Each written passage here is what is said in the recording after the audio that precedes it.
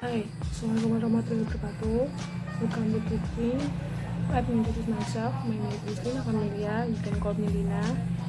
Here, I'm 5th semester in UMS, and now I have some project, 5 days project from my lecturer, Mr. Fitri, and he gave me questions that I should explain.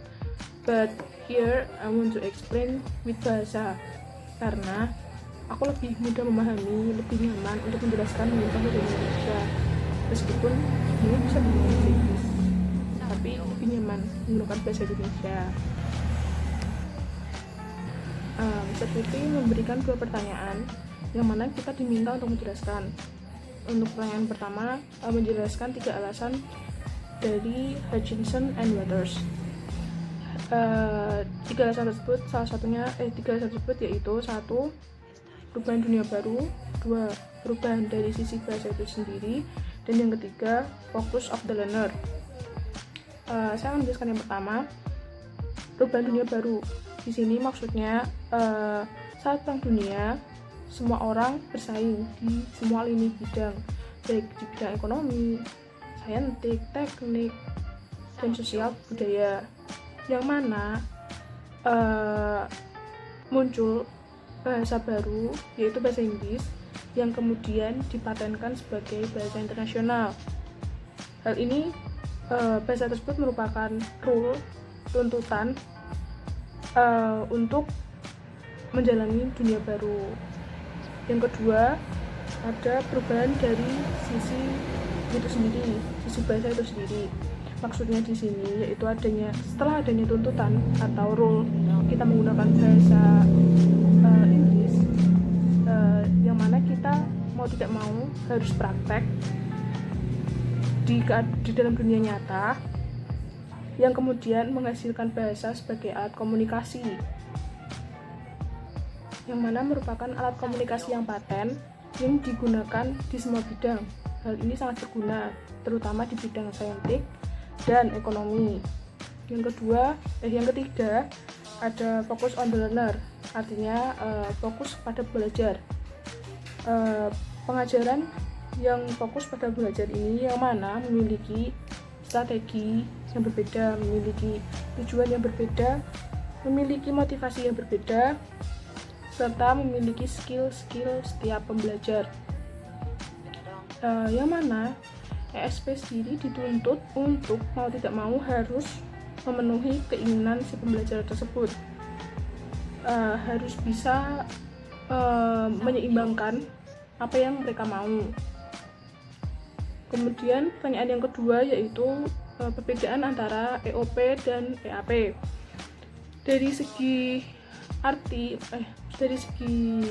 kepanjangan itu sendiri, EAP berarti English Academic Purpose, and EOP English Occupational Purpose.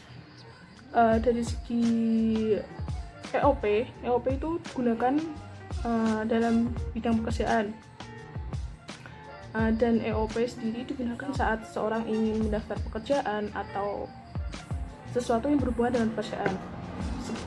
Dan pembelajar itu sendiri bisa melakukan tiga pilihan.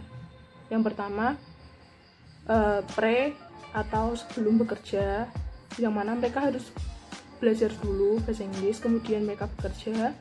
Yang kedua ada stimulus, yang berarti kita melakukan 2 pekerjaan sekaligus, melakukan 2 aktivitas sekaligus, berarti kita bekerja dan kita juga belajar, maka harus bisa menyeimbangkan.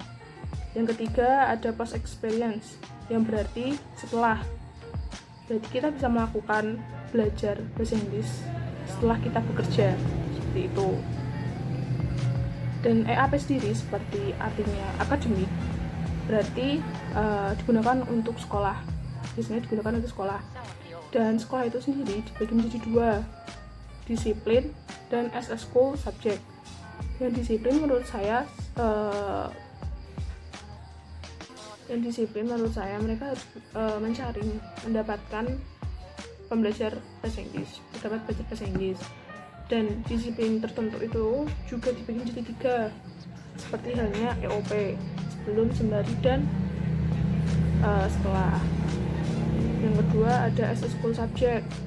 School subject di sini mungkin menurut saya materi itu sudah langsung diberikan tanpa kita harus meminta kepada pengajar.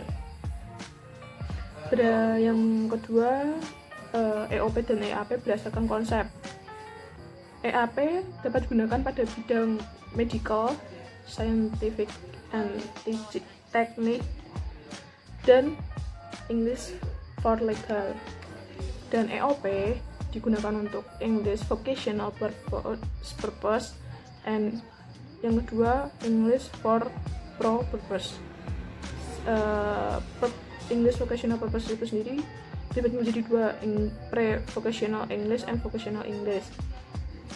And for pro purpose biasanya digunakan untuk dosen atau orang yang lebih memiliki level yang lebih tinggi untuk melakukan suatu seminar, untuk mengisi seminar atau tugas yang mungkin harus dikerjakan untuk melanjutkan sekolahnya.